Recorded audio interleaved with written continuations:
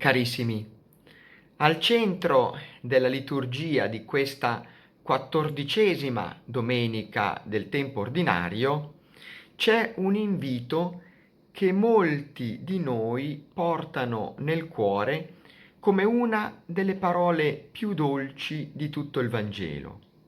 Queste sono le parole di Gesù. Venite a me, voi tutti che siete stanchi e oppressi, e io vi darò ristoro. Sono parole non rivolte a chi è forte, a chi sta bene, a chi si sente sicuro, arrivato.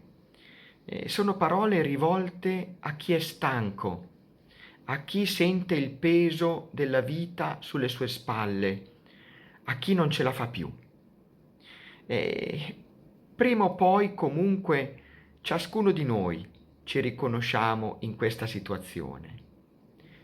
La prima lettura che viene proclamata in questa domenica prepara in un certo senso questo invito di Gesù mostrandoci il vero volto di Dio. E siamo nel libro del profeta Zaccaria.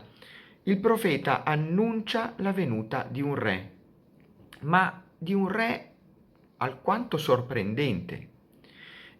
Zaccaria dice: ecco, a te viene il tuo re. Egli è giusto e vittorioso, umile, cavalca un asino.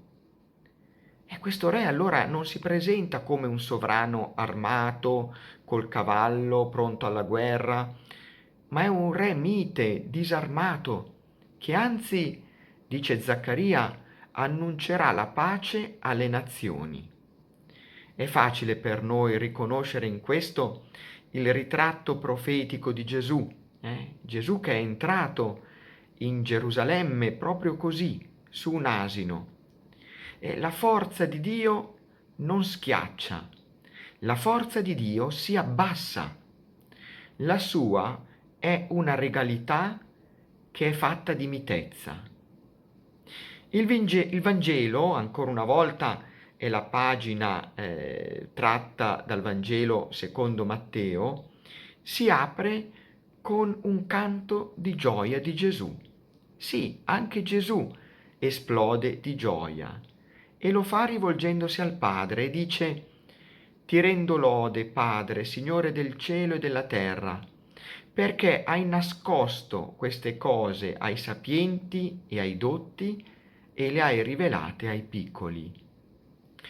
Questa è una delle rare volte in cui vediamo Gesù scoppiare di gioia. E la sua gioia ha un motivo preciso. Il regno non passa attraverso i potenti e i sapienti del mondo, come tante volte potremmo pensare, ma lo fa attraverso i piccoli, attraverso coloro che non hanno niente di che vantarsi, che anzi sanno di aver bisogno e che restano aperti a tutto come dei bambini. È lo stesso movimento che noi possiamo riconoscere nella prima lettura. Come il re viene umile e disarmato, così il padre si lascia conoscere non da chi presume di sé, ma da chi ha il cuore semplice, dai piccoli. Dio non si nasconde per dispetto, si rivela a chi ha le mani vuote, a chi non è pieno di sé, perché solo quelle mani vuote sono pronte a riceverlo.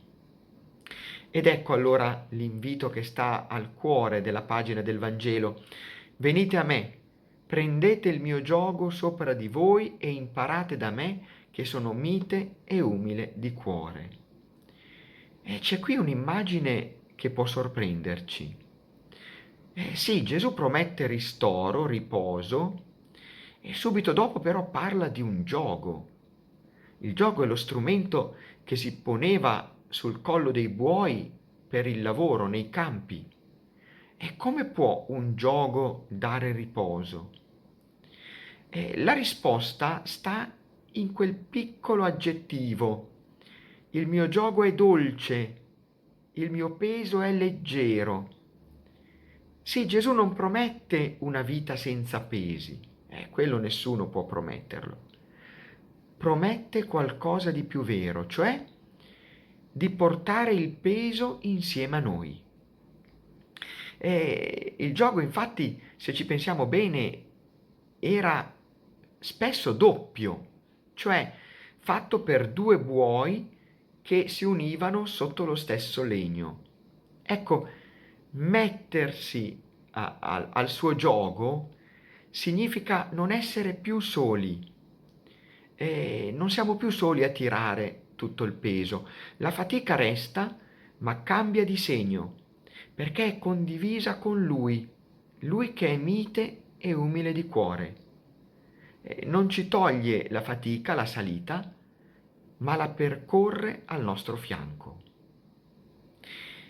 E nella terza lettura di questa domenica, è la seconda che viene proclamata in questa domenica, troviamo un passo in cui Paolo ancora una volta si rivolge alla comunità dei Romani. Paolo ricorda che non siamo lasciati alle nostre forze. Ecco allora come e dove possiamo trovare la forza per raccogliere l'invito di Gesù. Paolo dice: lo Spirito di Dio abita in voi.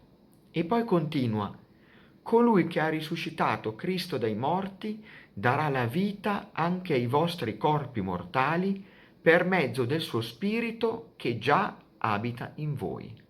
Ecco, il suo Spirito, lo Spirito che ha vinto la morte, abita già nel nostro cuore, nel nostro intimo. Allora andare al Signore non è un viaggio senza una meta verso un luogo lontano, ma è lasciare agire, operare colui che già abita in noi. Vivere secondo questo spirito, secondo lo spirito, vuol dire proprio questo: smettere di pensare di fare tutto da soli e affidare la nostra vita, in modo particolare le nostre stanchezze, le nostre ferite, a chi può trasformarle in nuova vita. Ci accorgiamo allora che le tre letture che vengono proclamate in questa domenica disegnano un unico volto, è quello di un Dio mite che non si impone ma si dona, si offre. Il re di Zaccaria viene umile, il padre del Vangelo si rivela ai piccoli, il figlio si fa compagno nel portare il giogo e in ultimo lo Spirito già abita nei nostri cuori. A noi, in fondo, è chiesta una cosa sola: di affidarci a Lui, così come siamo, stanchi con i nostri pesi, senza pensare di diventare noi forti e perfetti.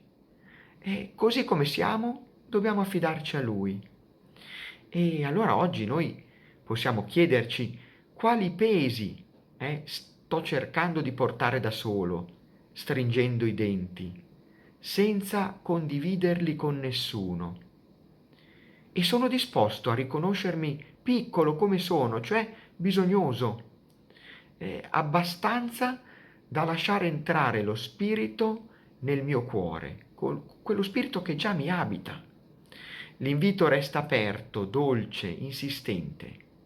L'invito di Gesù: venite a me, non per aggiungere un peso, ma per imparare a portarlo con il suo cuore, che è il cuore mite di Cristo. Buona domenica a tutti.